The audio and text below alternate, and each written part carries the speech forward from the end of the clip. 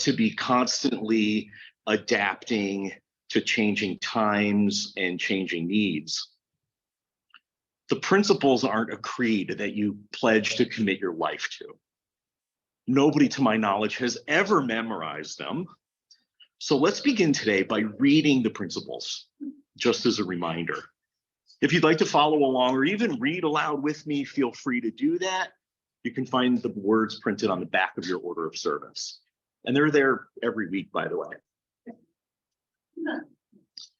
We, the member congregations of the Unitarian Universalist Association, covenant to affirm and promote the inherent worth and dignity of every person, justice, equity, and compassion in human relations, acceptance of one another, and encouragement to spiritual growth in our congregations, a free and responsible search for truth and meaning, the right of conscience, and the use of democratic process within our congregations and in society at large. The goal of world community with peace, liberty, and justice for all. And let's pay special attention to this eighth and final principle. Respect for the independent web of all existence, of which we are a part. Sorry, I really messed that up.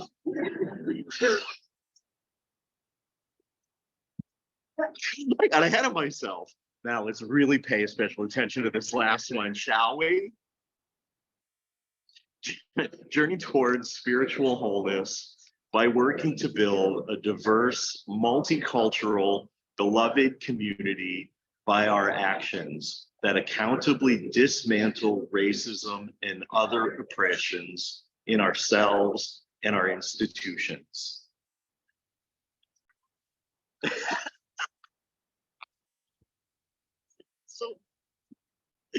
So, you know, that phrase is the most Googled phrase in America in the last few days.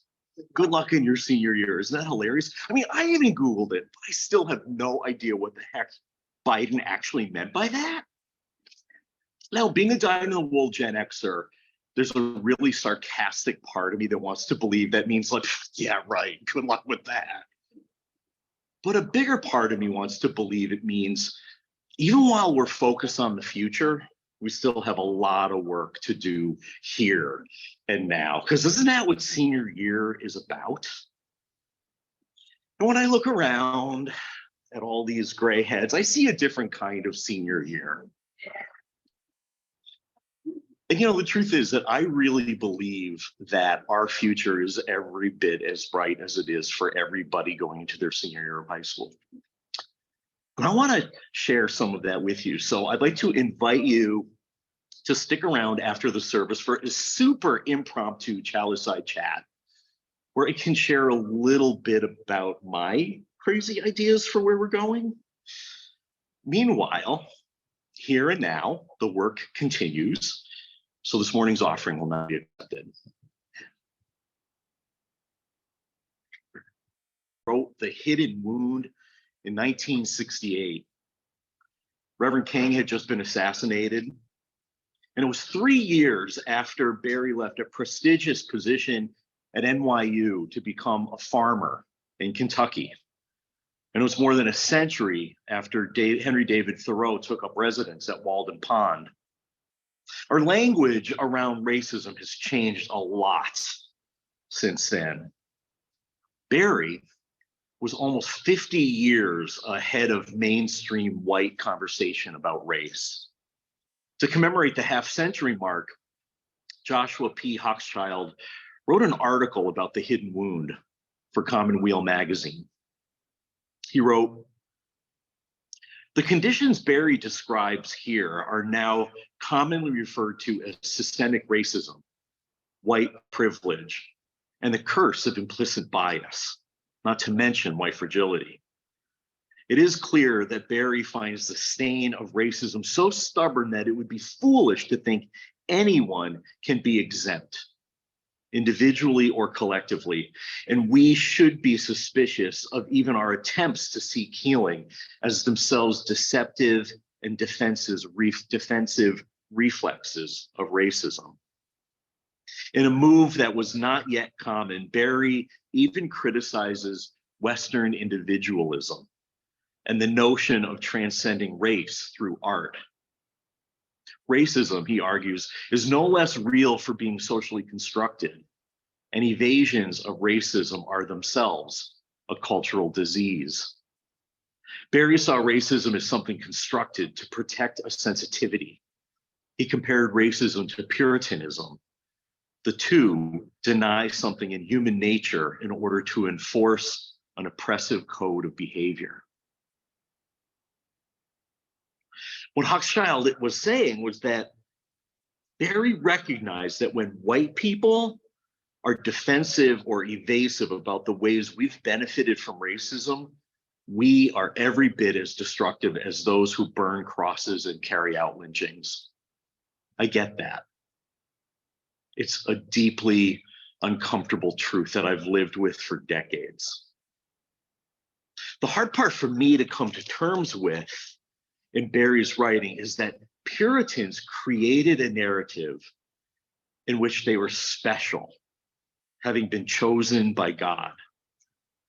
The truth is uncomfortable, not because I live 30 minutes from Plymouth Rock and see remembrances of pilgrims and Puritans all around me. It's an uncomfortable truth because that legacy continues in us. That legacy continues in Unitarian Universalism. You see, Unitarianism was a heresy of Puritanism. In the early 19th century, congregations all around Massachusetts, including the one in Plymouth, broke away from the puritanical congregational church over a disagreement about the nature of God. They were arguing over the doctrine of the Trinity, not race or slavery, or even whether God would want them as the chosen to subjugate an entire race. The Unitarians, just like the Puritans they left, felt uniquely superior to people of other faiths. There was an old joke that Universalists believed that God was too good to condemn any person to hell. And Unitarians believed they were too good to be condemned to hell by any God. And if we're honest, even though most of us have left the whole notion of God behind, we still want to see goodness and beauty in everyone, and we still feel unique. We still feel special. Like we're the ones who somehow hold a more complete and nuanced understanding of how the universe works. Puritanism lives in our systemic DNA, and it often looks like exceptionalism. And there's one part of our history that we love to lift up: Unitarian abolitionists. People like William Lloyd Garrison, the Unitarian who founded the national anti-slavery newspaper, The Liberator, which was published in Boston from 1831 to 1865. Garrison was amazing in that he connected great Black orators like Frederick Douglass and Sojourner Truth to the transcendentalists who were gathering in Concord. People like Theodore Parker and Louisa May Alcott, Margaret Fuller, and of course Emerson and Thoreau. It's a glorious history, a story of challenging a nation to live up to the values that he claimed. But there's also a kind of ugly side to our history. There was a Unitarian Universalist or Unitarian minister by the name of Charles A. Farley. He delivered a sermon in Richmond, Virginia in 1835 called Slavery, a Discourse. And it was a pro-slavery argument that many of the gradualists in the then 10-year-old American Unitarian Association adopted. And his views didn't change at all with the passage of the Fugitive Slave Act and the lead up to the Civil War. In fact, when he spoke at the first meeting of the Unitarian Society of San Francisco, he was really clear where he stood. He stood on the side of slavery. Now, in the interest of full disclosure, the First Unitarian Universalist Society of San Francisco ordained me 155 years after that first gathering. Charles A. Farley is part of my ministerial DNA. Like it or not, he is part of the cloud of witnesses that surrounded me when Reverend K. Jorgensen laid hands on me when that congregation ordained me. The first Black man to be ordained in either the Unitarian or Universalist traditions was a man named Egbert Ethelred Brown. How's that for a name? Having come to the Unitarian theology on his own, he left his birthplace of Jamaica in 1907 to study at Meadville Lombard Seminary, where my husband later studied. The American Unitarian Association didn't get in the way of his ordination, but afterward, not a single congregation would call him to serve. So he returned to Jamaica.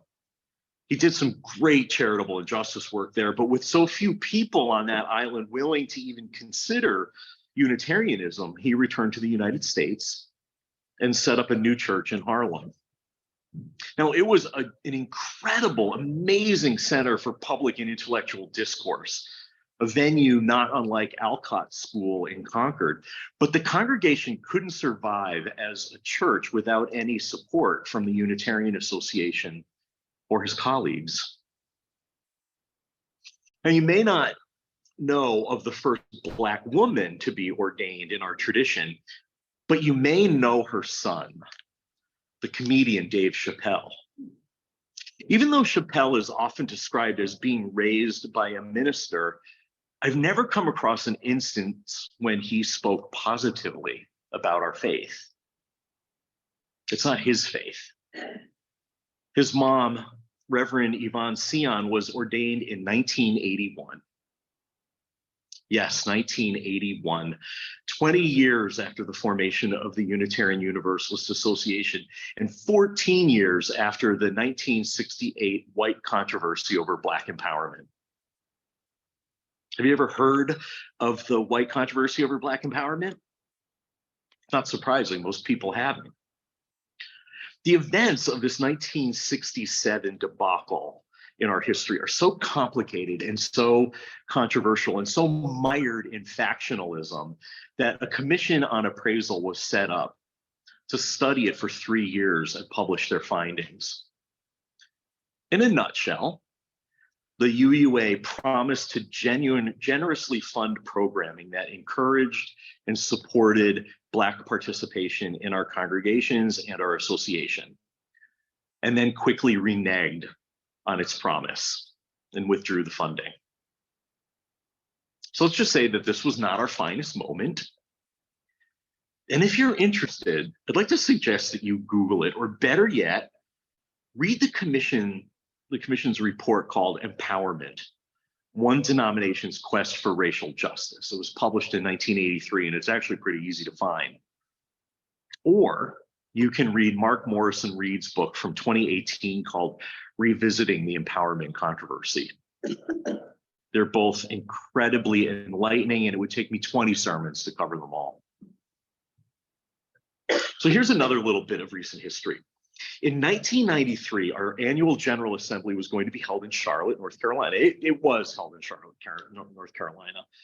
And before it happened, Reverend Hope Johnson, a Black woman who was then a lay person and a member of the community church in New York City, learned about something in the works called the Jefferson Ball, to which everyone was invited to wear outfits from the period of Thomas Jefferson, one of the presidents that we like to claim as having been a Unitarian. And of course, he was also a slaveholder. So dear Hope Johnson and her twin sister, Denis, who are two of the most fabulous dressers I've ever known in my life. So, well, what are we supposed to wear to the ball? Should we African Americans go dressed as slaves in rags and chains?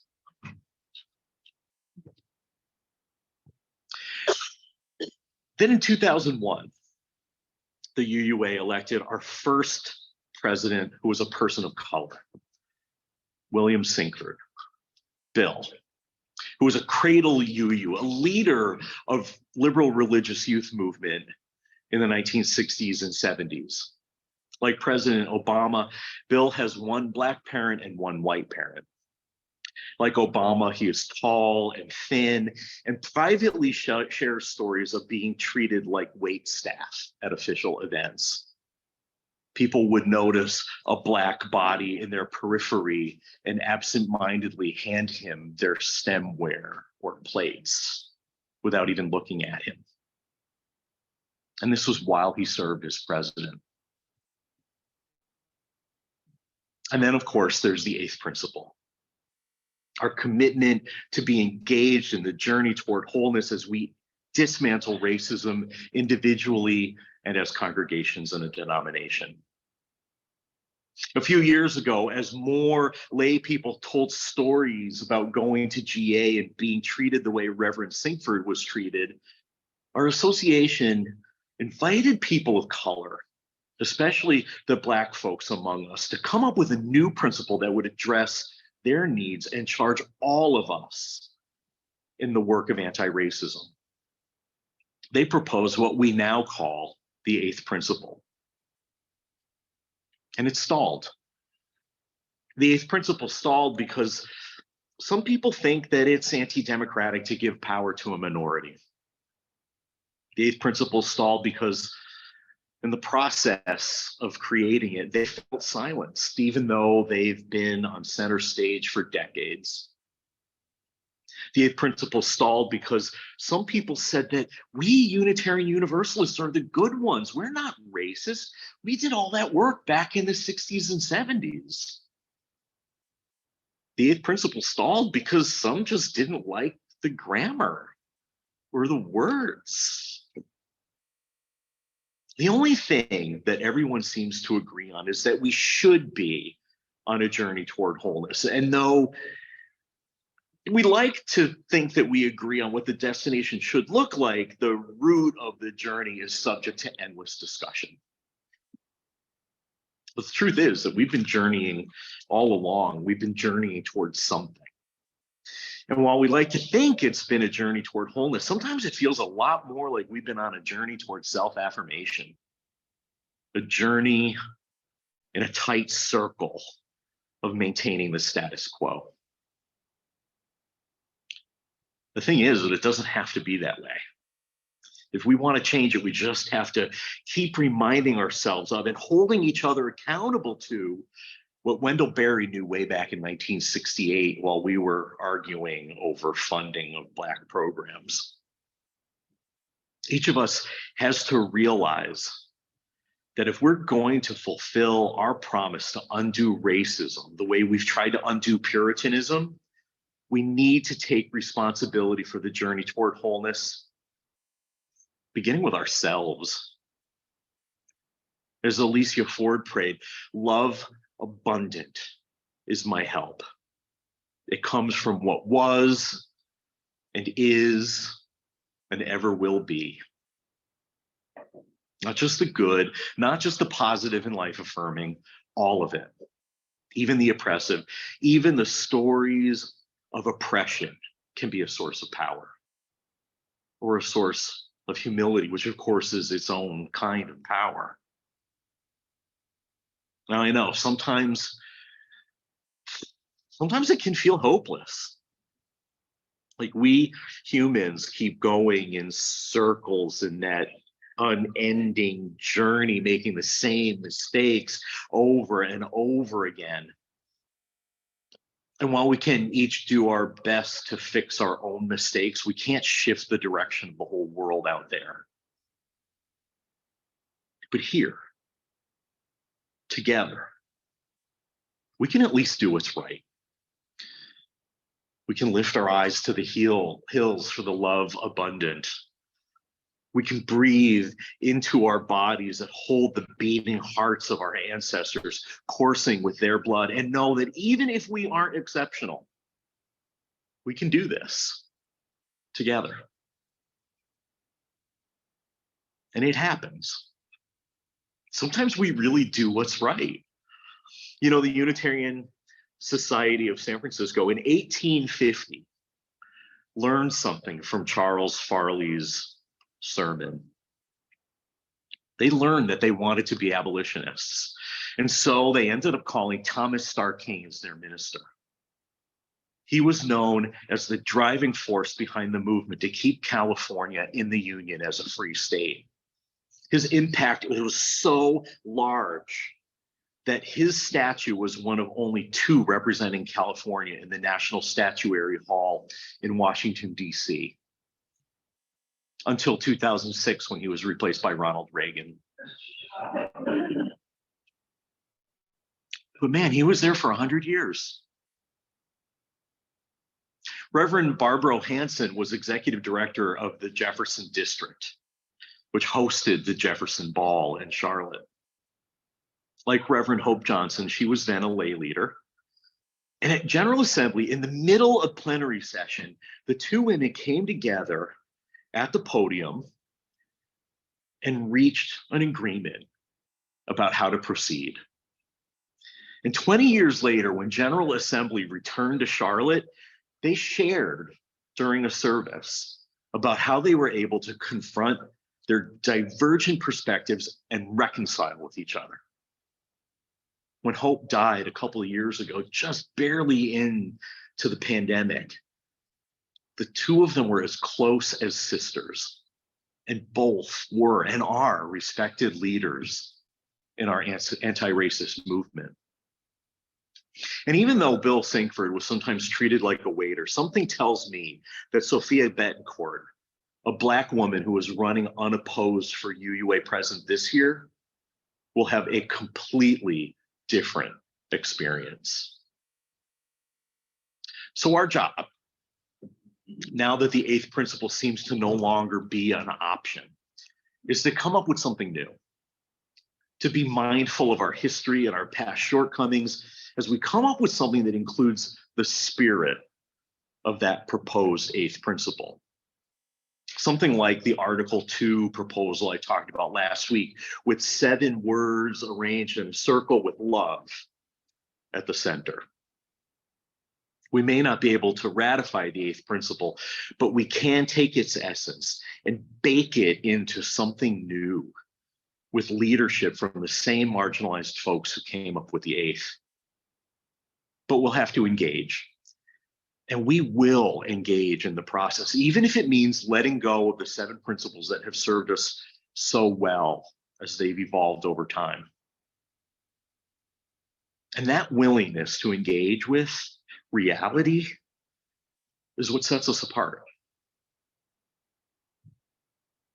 You know, we have to admit that faith in America is dying. Religions are dying, churches are dying, and most of them are crumbling under the weight of their beliefs about everything from ordaining women to reproductive freedom to the right of LGBTQ plus people to even exist. But you know, we're not dying. Unitarian Universalism is not dying. We're the only religious association in America that is holding its own as all the others are hemorrhaging. And we're surviving not because we see ourselves as exceptional or chosen by God as the favorite. We're surviving because we're showing up, we're asking the hard questions, we're owning our history, even our racist history, even our racist present. And we're doing the work. And the trick to the work is to just keep showing up, facing the bad and lifting up the good, doing what's right. Finding that balance between the autonomy of the individual and the interconnectedness of the whole. We're navigating the tension between democratic process and scooting aside as historically marginalized minorities take their turn at the reins of this wagon train, hopefully turning it off that circle of repetitiveness and going towards someplace more productive on this journey toward wholeness. We simply try our best to love each other and love the world as we live out our values.